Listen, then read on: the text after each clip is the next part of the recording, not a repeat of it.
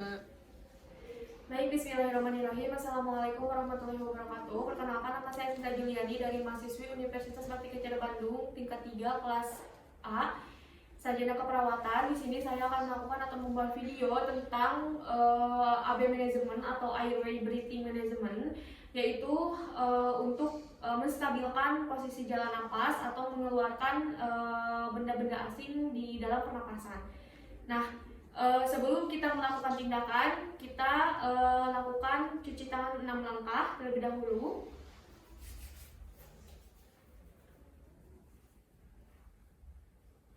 Kita lakukan cuci tangan 6 langkah terlebih dahulu, kemudian jaga privasi klien jika pasien ada di rumah sakit. Nah, jika pasien sedang berada di rumah atau di luar atau apa-apa itu bebas ya. Nah, kemudian setelah itu kita cek 3A danger. Kita pastikan danger terlebih dahulu ya, sesuai SOP gitu. Kita pastikan danger terlebih dahulu, aman pasien, aman penolong, aman lingkungan. Nah, jika pasiennya terlentang seperti ini, kita amankan terlebih dahulu dari lingkungan atau ada benda-benda hal tajam. Kemudian amankan lingkungan, letakkan pasien di bagian yang datar. Nah, jika pasiennya berdiri, kalau misalkan pasiennya yang mengalami helmet manuver, jadi nanti kita posisinya berada di belakang pasien atau bisa dengan sejajar. Kemudian yang ketiga itu adalah aman penolong. Aman penolong ini kita bisa memakai masker atau handscoon.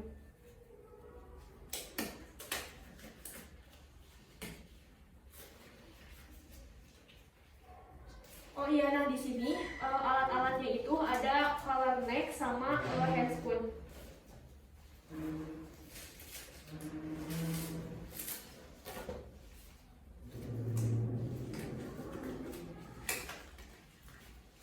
Nah, setelah kita pastikan danger, kita pastikan cek respon atau cek AVVU, alert verbal dan motorik.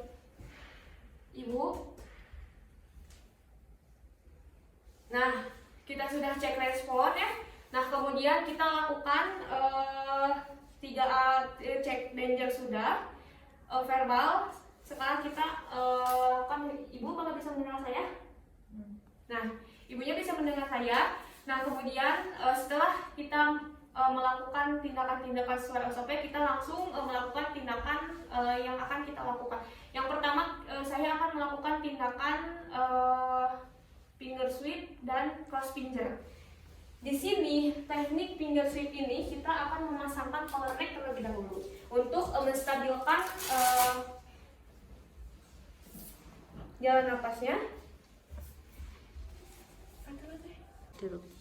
Nah, sesudah kita memasangkan collar neck ya, ini untuk menstabilkan jalan napas, kita bisa lakukan teknik cross finger atau finger sweep dengan kita buka mulut pasien terlebih dahulu. Ibu bisa dibuka, ibu.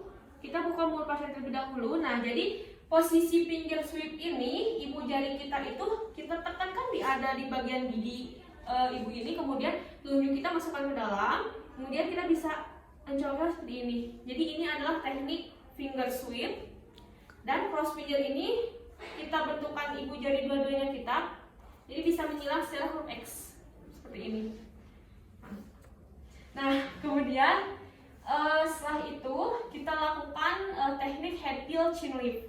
Nah, teknik head tilt chin lift ini di mana ini bagian dahi dan kepala kita menengadah ke sana, kita turunkan bagian dahi dan dagunya angkat ke atas dan bisa dibuka bagian mulutnya. Ini seperti ini teknik head tilt chin lift. Nah, sekarang kita maju ke bagian teknik jawur tasa, di mana teknik jawur tas ini kita bisa berada di belakang pasien kita, kemudian kita agak membungkuk untuk mengangkatnya, tetapi angkatnya pelan-pelan. Ini tuh diangkatnya di bagian rahang ya, bisa diangkat seperti ini, kita angkat pelan-pelan. Nah, di mana teknik ini bisa dicurigai apakah adanya trauma servikal pada pasien ya, jadi kita itu bisa melihat ini adalah teknik jawur tas ini. Nah, sekarang kita lakukan teknik helmet manuver. Manuver ini dikarenakan pasiennya tidak sadar ya, dikarenakan tersedak, nggak tahu tersedak apa. Nah, kita langsung melakukan teknik helmet manuver ya.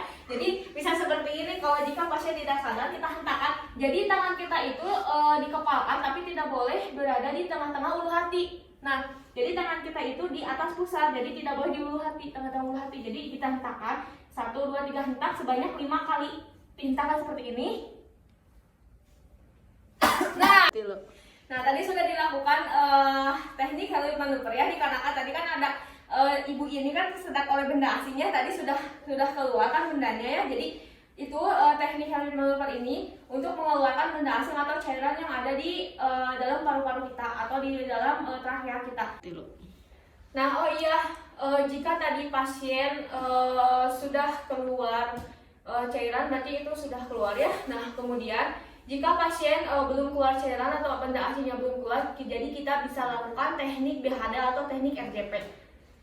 Nah, kemudian sekarang kita maju ke bagian teknik chest thrust atau black blow. Chest thrust black blow ini dilakukan kepada anak usia di bawah 1 tahun, yang dimana anak usia di bawah 1 tahun ini mengalami tersedak atau misalnya tersedak permen atau cairan. Nah, kita langsung lakukannya. Kita pertama-tama ini kita lakukan teknik chest thrust ini. Jadi teknik chest thrust ini kebalikan dari black blow. Kalau teknik chest thrust ini bisa dengan terlentang seperti ini. Jadi kita usahain kepala bayi ini menengadah di tangan kita. Jadi kita di sini.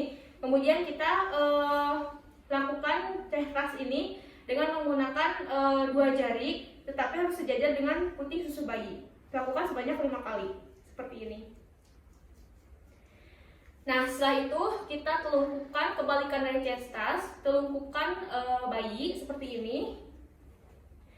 Kita telungkupkan bayi, kemudian kita tepuk-tepuk dengan pangkal tangan yang lebih empuk ya, tapi dihentakkan sambil dihentakkan supaya keluarnya cairannya seperti ini sebanyak 5 kali.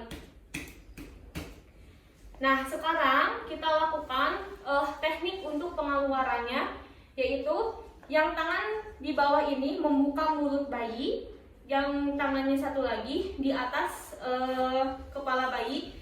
Jadi yang tangan ini bisa membuka mulut. Nah, jadi yang tangan satu lagi bisa dihentakkan sebanyak 5 kali. Jadi sambil dibuka. Nah, seperti itu. Nah, kemudian jika benda asing atau cairan sudah keluar, berarti itu sudah berhasil, sudah dilakukan. Nah, jika belum keluar atau tidak sadarkan diri, jadi kita bisa lakukan RJP atau bantuan hidup dasar kepada bayi. Jadi ada tekniknya, teknik BHD terhadap bayi itu. Nah, mungkin itu saja ya video atau praktek dari saya. Mohon maaf bila banyak kesalahan dalam praktek ini. Wassalamualaikum warahmatullahi wabarakatuh.